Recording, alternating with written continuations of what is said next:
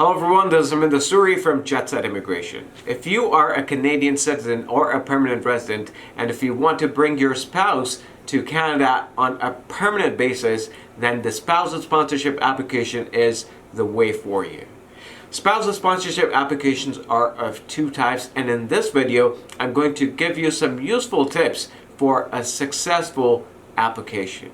So as I said, there are two types of spousal sponsorship applications. Popularly are commonly known as inland and outland. They are also called inside Canada and outside Canada applications. Well, there are some differences between the inside and outside Canada applications, which I will talk about in another video. But let's talk about what are some of the common mistakes people make in submitting an application. So let's take a look at that. So the most important thing that you want to know about spousal sponsorship application is that everything revolves around the legitimacy, as in the genuineness of the marriage. You'll be surprised to know how many people create marriages.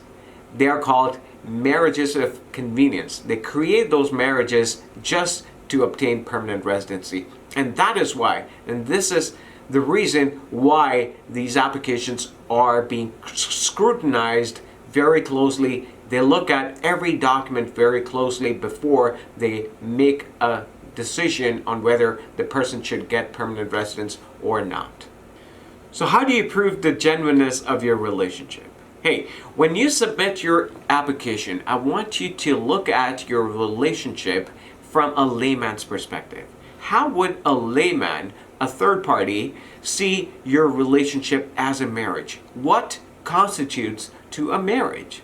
A marriage means two people are staying together. They're sharing the bills.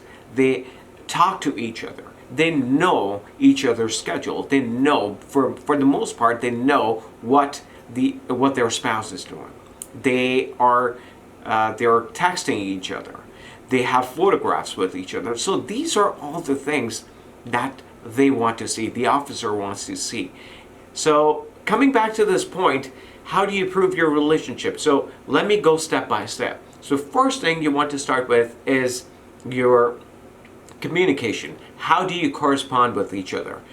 So if your relationship started 5 years ago, then you should go back 5 years and start from there. You cannot submit. A lot of people make a mistake of submitting documents from like 1 month ago. That does not prove your 5-year relationship. If you have been in relationship for 5 years, then you must go back and bring some records that are 5-year-old. Well, I understand that you may not have kept any record, but you'll have some proof. See, success leaves clue. So if your relationship has turned into a marriage or it has turned into a successful application, then I'm sure it would have left some clues. So if you're not able to obtain anything from 5 years ago, I'm sure there are friends who would vouch for your relationship. They would be able to say that they have known you for 5 years, and they would be able to provide some reference letters.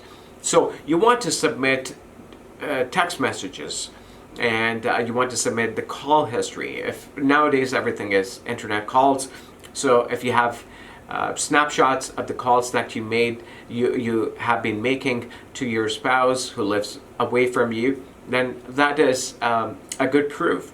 And what are the other things? You can provide email exchanges, and if you have been active on social media, then you can provide to them some comments left by your friends or family members on your photos that you have taken together or any occasion, right? So these are the things that you need to submit. The second thing that you want to know is that they really want to see that you love your spouse, which means that if your spouse is living far away, then you are going to visit them.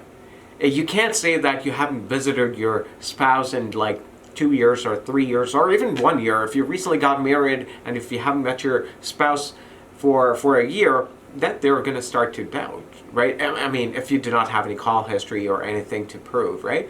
So that's why, you want to have those call records. But it would be good if you're able to submit boarding passes, just saying that, or if you book a ticket online and say that, what, I am planning to go see my spouse, that doesn't serve the purpose. That doesn't help. Everyone knows that you can create tickets online. That doesn't say that you are going to go there, right? So what they want to say is they want to see a stamp on the passport. If your country stamps the passport. If not, that's why boarding passes are the best bet. So you want to furnish those proofs so that they get convinced that, what, you really are in a relationship and you're taking the pain to go see that person. It's not actually a pain, right? But the thing is, they want to see that, you're taking days off, your days off work, and going, you're spending a lot of money to go see that person.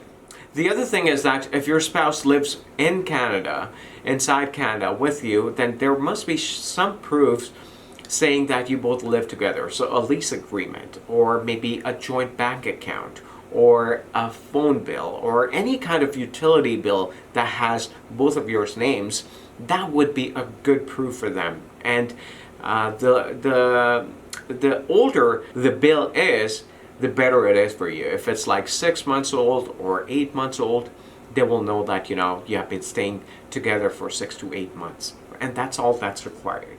Another thing that acts as a good evidence of your relationship is photographs. So if you have photographs from different occasions with different family members, different friends in those pictures, that would be a great proof.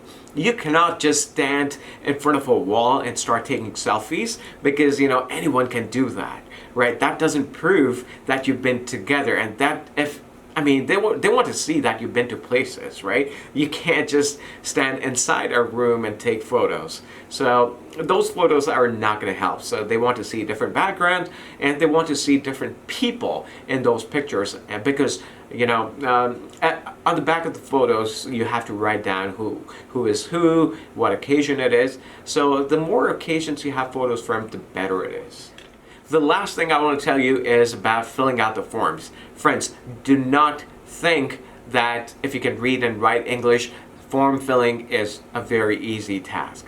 No, it may look very easy and straightforward, but I keep telling on every video that form filling is not as easy as it looks. Sometimes you may miss out on some important information. Sometimes, people miss out on signing certain pages, and because of this, their application gets returned. So you don't want to do that. So make sure you fill out the forms correctly and sign wherever it's required. And if you need any help with filing a spousal sponsorship application, if you think there are certain things that you don't understand, or if you find it too complicated, then feel free to contact us on the number below, and our team will be happy to help you. Thank you very much for watching this video. I'll see you again with more informative videos. Ciao.